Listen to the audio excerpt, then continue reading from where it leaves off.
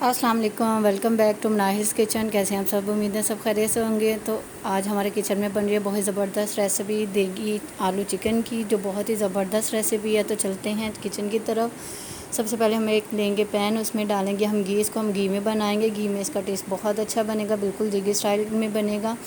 1 سے 1.5 کپ کے قریب ہم نے اس میں گھی ڈال دیا۔ جب تھوڑا سا یہ گرم ہو جائے گا تو پھر ہم اس میں ڈالیں گے پسی ہوئی پیاز پسی ہوئی میں نے 2 بڑے سائز کی لی تھی، اس کو چاپر میں چاپ کر لی، پیس لی۔ 2-3 اس میں نے سبز مرچیں بھی ایڈ کر دی تھی، ان کو اچھے سے میں نے چاپ کیا۔ اور ہم نے اب اس میں گھی میں اس کو ڈال کے فرائی کریں گے، اتنا فرائی کریں گے کہ ہلکا گلابی ہو جائے اور کچاپن ختم ہو جائے۔ جیسے ہی آپ یہاں دیکھ رہے ہیں کہ ہمارا پیاز جو ہے وہ اچھے سے فرائی ہو رہا ہے۔ اب ہم اس میں ایڈ کریں گے چکن جو ہمارے پاس ہے تقریباً 750 گرام کے قریب، وہ ہم اس میں ایڈ کر دیں گے اور ہم اس کو اچھے سے کریں گے فرائی۔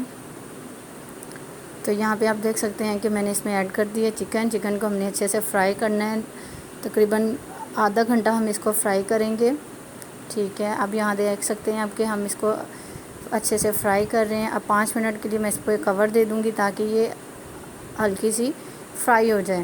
جیسے ہی اوپر سے آپ دیکھ رہے ہیں کہ اس کا کلر چینج ہو گیا، یہ فرائی ہو رہی ہے، تو اب ہم اس میں مزید جو ہے مسالہ جات وہ ایڈ کریں گے، جس میں ہمارے پاس ہے پسا ہوا دھنیا 1 ٹیبل سپون، پسا زیرہ 1/2 ٹی اسپون، پسی ہوئی لال مرچ 1 ٹیبل سپون، نمک آپ کے ہے ٹیسٹ کے مطابق، اور اس میں ہم ڈالیں گے پسا ہوا ادرک اور پسا ہوا لہسن پاؤڈر فارم میں ہم اس میں ایڈ کریں گے، اور اس کو اچھے سے ہم بھونیں گے۔ مسالوں کو اچھی طرح ہم نے اس میں مکس کرنا ہے پہلے، اور پھر اس کو ہم اچھے سے فرائی کریں گے تاکہ سارے مسالے اس میں مکس ہو جائیں اور اچھا سا اس کا کلر آ جائے، مسالہ بہت اچھا سا ہمیں بھون کے مل جائے۔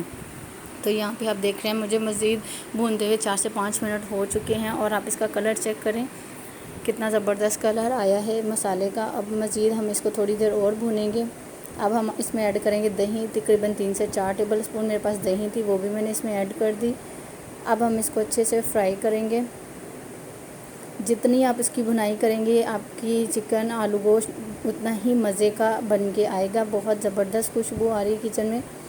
تو یہاں پہ آپ دیکھ سکتے ہیں مزید مجھے بھونتے ہوئے تقریباً 4 سے 5 منٹ ہو چکے ہیں۔ یہاں پہ میں اس میں ایڈ کروں گی 3 بڑے سائز کے میرے پاس سبز مرچیں ہیں، اور یہاں پہ آپ چیک کر سکتے ہیں کہ کتنا اچھا سا مسالہ ہمارا بھون چکا ہے، بالکل دانے دار جیسے قورمے کا ہوتا ہے، بالکل ویسا یہ تیار ہو چکا ہے۔ اب ہمارے پاس یہاں پہ ہیں آلو میں نے 3 سے 4 بڑے سائز کے لیے اور ان کو سینٹر سے 2 کٹ کر لیے۔ آلو اس میں بڑے سائز کے ہی اچھے لگتے ہیں، باقی آپ جیسے اس میں ڈالنا چاہیں۔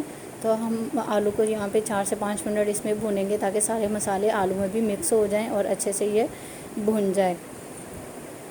تو جی یہاں پہ آپ دیکھ سکتے ہیں مسالہ ہمارا بہت اچھا سے ریڈی ہو گیا۔ اب ہم اس میں ڈالیں گے 3 سبز مرچیں تاکہ مرچیں بھی اس میں فرائی ہو جائیں اور اس کا ٹیسٹ بہت زبردست آئے گا۔ تو جی یہاں پہ ہم اس کو مسلسل کنٹینیو فرائی کر رہے ہیں اپنی چکن اور آلو کو مسالے میں۔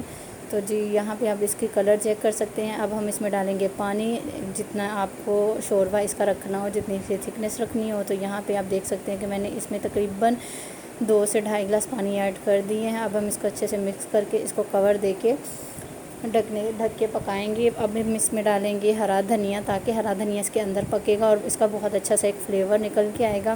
تو یہاں پہ میں نے ہرا دھنیا بھی اس میں 2 ٹیبل سپون ایڈ کر دیا ہے۔ اب میں اس کو کور دے کے پکنے کے لیے تقریباً 15 سے 20 منٹ چھوڑ دوں گی۔ تو یہاں پہ 15 سے 20 منٹ ہو چکے ہیں اور آپ اس کا کلر چیک کریں، اتنا زبردست ماشاءاللہ بہت اچھا سا ہمارا جو ہے آلو گوشت دیگی تیار ہو چکا ہے۔